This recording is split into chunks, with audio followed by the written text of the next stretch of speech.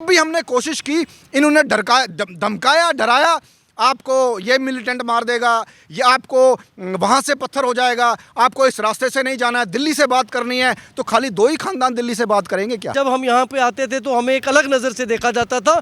उसका जिम्मेदार कौन था? उसका जिम्मेदार 370 था, उसका जिम्मेदार वहाँ की सरकारें थी। इस पार्टी से ताल्लुक रखते थे भाई साहब? मैं नेशनल कॉन्फ्रेंस से था। अरे बाप रे। और आप? मैं पीडीपी से। अरे ये तो आप कौन सी पार्टी से हैं भाई साहब? एनसी। आप भी एनसी से? आप? मैं कांग्रेस से। अच्छा, आप कांग्रेस से। ये तो बड़ा संगम हो गया ये। आप लोग भी किसी पार्टी से थे क्या? किससे? मैं कांग्रेस से था, स्टेट जनरल सेक्रेटरी था यूथ कांग्रेस का। और आप? मैं बीजेपी से था। आप बीजेपी से थे। चलिए, ये इन्होंने नहीं तो आप ये सब क्यों आ गए इस तरफ?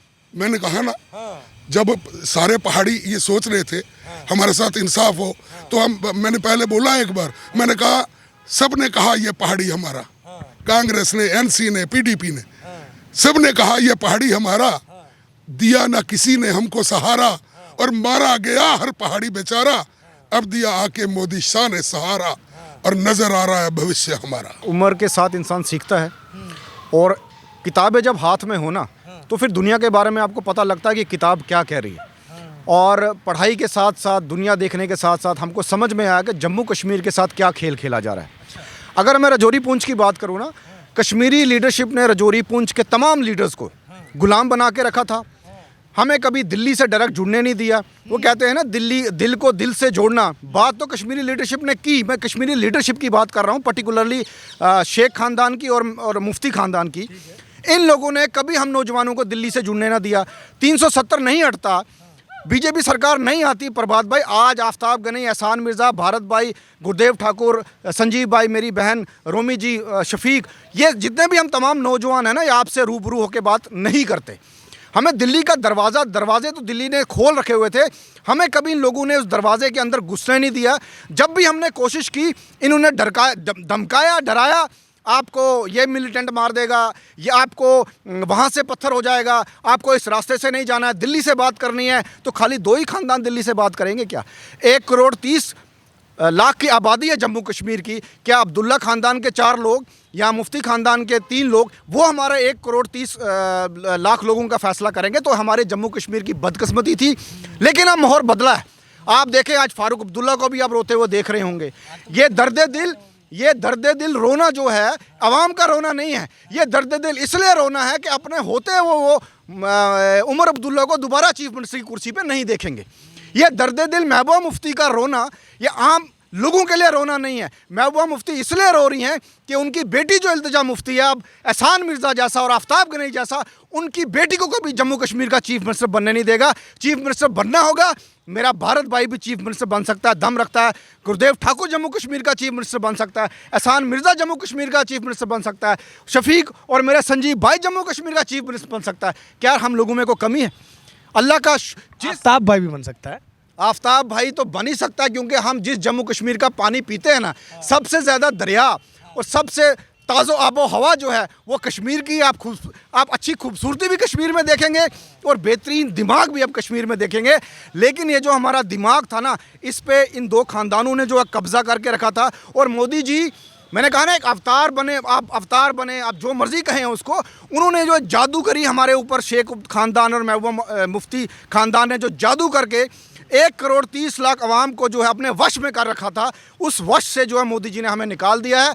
अब हम आज़ाद हो चुके हैं। अब जहाँ चाहेंगे जिसको वोट डालेंगे और जिसको चाहेंगे उसको जम्मू कश्मीर का मुख्यमंत्री बनाएंगे। ये होता था कि जम्मू एंड कश्मीर की इमेज या वहाँ के लोगों की इमेज ऐसी बना रखी थी। जब हमने पहले भी बात की थी तो हमने इस चीज़ का जिक्र किया था कि उनको देखते ही लोगों के अंदर एक भय का माहौल क्रिएट करवाते थे कि जम्मू कश्मीर से है, मिलिटेंट हो सकता है, जम्मू कश्मीर से है, आतंकवादी हो सकता है।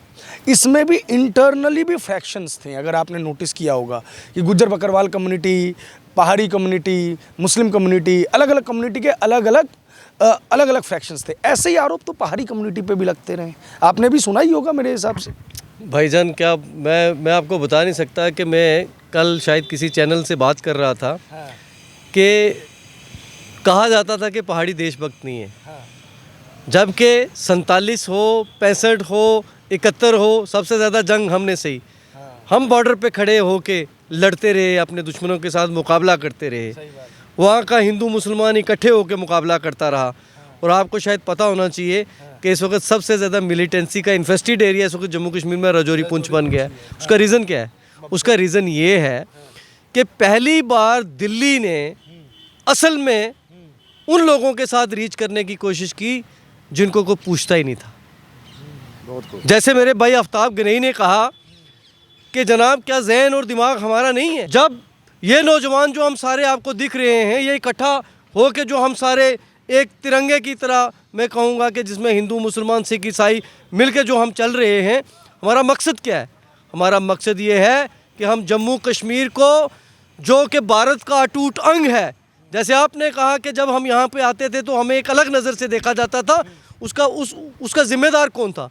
उसका ज़िम्मेदार 370 था, उसका ज़िम्मेदार वहाँ की सरकारें थी।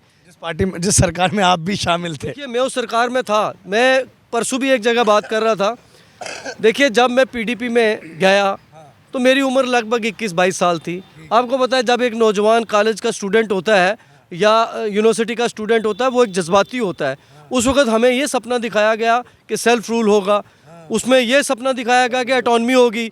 सेल्फ रूल में क्या कहा गया कि जो आपके पीओजेके के जो अपने बिछड़े हुए लोग हैं उनसे मिलवाया जाएगा, उनको इधर लाया जाएगा, जॉइंट मैकेनिज़्म होगा, ड्यूल करेंसी होगी, बड़ी बड़ी बातें कर रहे थे जो शायद एज ए प्रैक्टिकल मैन हम समझ नहीं सकते थे, क्योंकि नौजवान जो है वो जज्बात के साथ सुनता है, गर्म खून होता है। आज जब हमें ये समझ आई कि पिछले 40 साल तो हमारे साथ मजाक होता रहा, अगर 47 के अंदर जैसे कि महाराजा ने उस वक्त एक्सेशन की गवर्नमेंट ऑफ इंडिया के साथ, तो उस वक्त अगर दिल से अगर ये शेख अब्दुल्ला साहब अगर दिल से जुड़ गए होते रियासत जम्मू और कश्मीर के साथ, तो आज वहाँ का टूरिज़्म कहाँ पे होता, आज नॉर्मल कश्मीरी कहाँ पे होता। आज जम्मू कश्मीर में मेरे भाई किसी को एक कमरे की जगह ना मिलती। आज पता है आपको इस वक्त हिंदुस्तान में सबसे महंगे जो होटल्स हैं वो कहाँ पे हैं आज की डेट में भी? अगर मिलिटेंसी फ्री होता, अगर वहाँ टेररिज्म ना होता, तो आज हम लोग कहाँ होते? और मैं कहता हूँ हमारी तकदीर बदल जाती। और जहाँ तक हमारे खिता पीर पंचाल की बात रही, हम तो जनाब जैसे कहते हैं ना कि बॉर्डर का एक कोना जिसका जो एक तरफ से दुश्मन के साथ मुकाबला कर रहा था, दूसरा अपने ही इंटरनल इश्यूज़ के ऊपर जो है वो लड़वाया गया। हमें वहाँ पे डिवाइड किया गया गुज्जर और पहाड़ी समाज के बीच में। 1989 में पहाड़ियों का गया और गुज्जर समाज दोनों का गया, दोनों को दे देते तो आज मिल के हम कितनी तरक्की कर रहे होते। हमारे बीच में बाइफर्केशन क्रिएट करवा दी। एक पॉलिटिकल पार्टी में आपको बताना चाहता हूँ वहाँ होता क्या था, पॉलिटिक्स चलती कैसे थी। अगर नेशनल कॉन्फ्रेंस गुज्जर को देती थी तो पीडीपी पहाड़ी को देती थी, और कांग्रेस और जब नेशनल कॉन्फ्रेंस तब दो जमातें होती तब पीडीपी होती नहीं थी।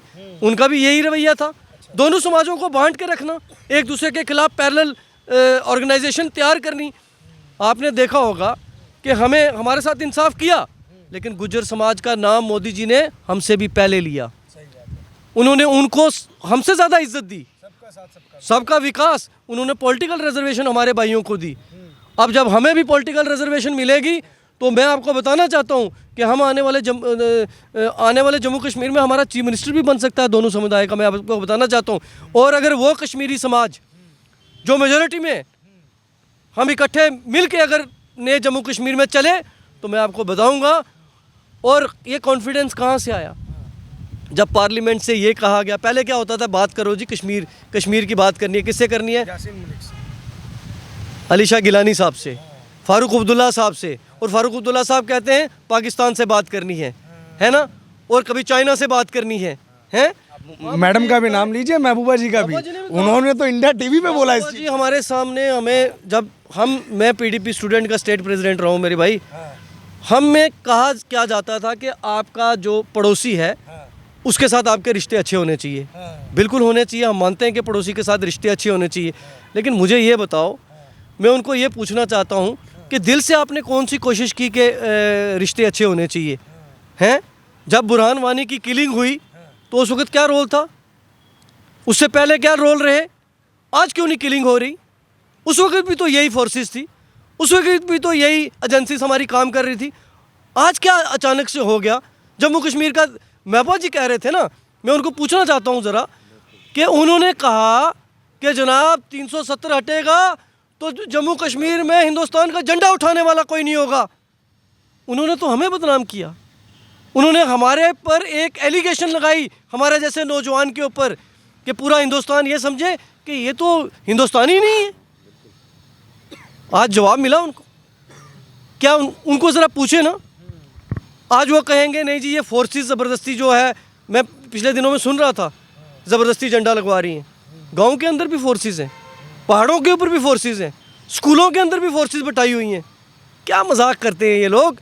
मैं सिर्फ ये कहना चाहता हूँ, हम शुक्रिया अदा करते हैं प्रधानमंत्री का, हम शुक्रिया अदा करते हैं हमारे होम मिनिस्टर साहब का, जिन्होंने पार्लियामेंट के अंदर ये कहा कि अगर बात होगी तो जम्मू कश्मीर के युवा से होगी, नौजवान से होगी।